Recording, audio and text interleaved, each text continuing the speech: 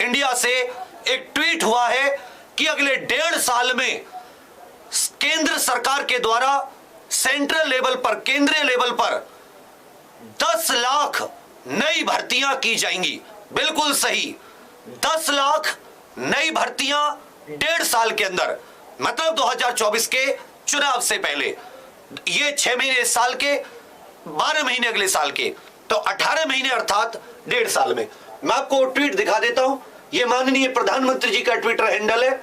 तो माननीय प्रधानमंत्री जी के ट्विटर हैंडल पर सुबह 9:27 पर एक ट्वीट आया है, थोड़ा सा ध्यान दीजिएगा। ये ट्वीट अंग्रेजी में, मैं इसको हिंदी में कर देता हूं। प्रधानमंत्री Narendra Modi ji review the status of human resource in all department and ministry.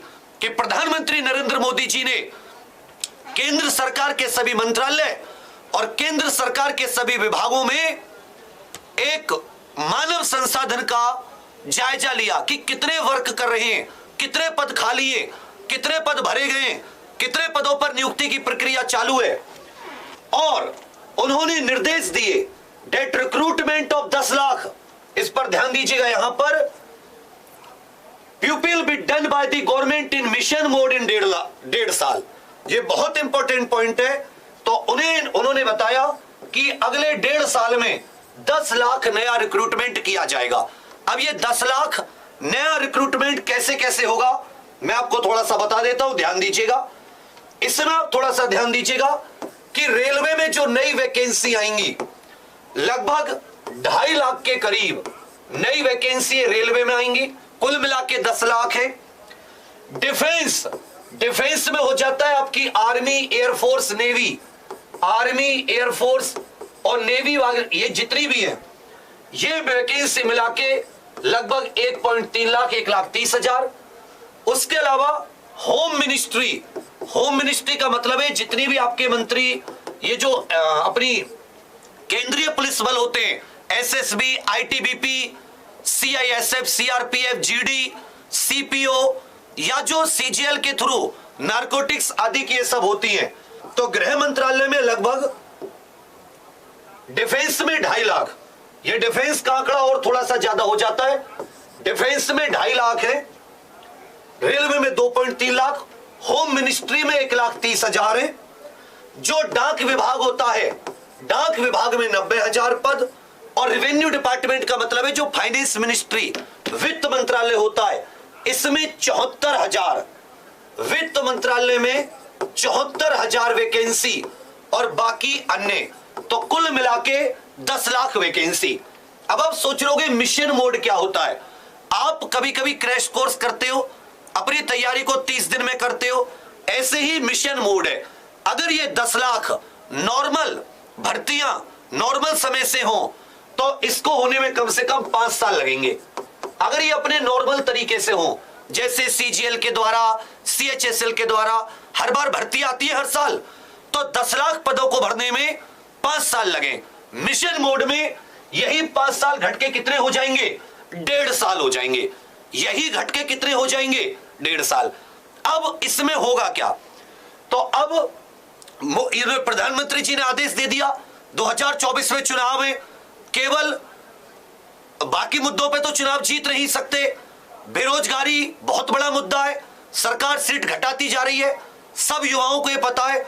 युवा 2024 में सबसे बड़ा फैक्टर होगा किसी भी पार्टी को जिताने में।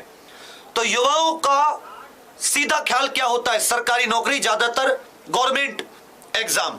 तो अब ये जो है, इसको ये लोग 1.5 साल में कंप्लीट करा रहे हैं। जो कार्य पिछले 8 साल में नहीं हुआ उसे 1.5 साल में कैसे, अब समझना। प्रधानमंत्री जी ने चीज आगे बढ़ा दी। अब ये चीज जितने भी डिपार्टमेंट है, जितने भी मंत्रालय हैं, उन मंत्रालयों से खाली पदों को एक पूरी आख्या मांगी जाएगी। हर डिपार्टमेंट को पता होता है हमारे यहां पर कितने पद खाली है। अब जैसे डिपार्टमेंट अपने पदों को भरते हैं, जैसे गृह मंत्रालय एसएससी के द्वारा भरता है, वित्त मंत्रालय एसएससी के द्वारा, डाक विभाग खुद की भर्ती निकालता है, रेलवे खुद की भर्ती निकालता है।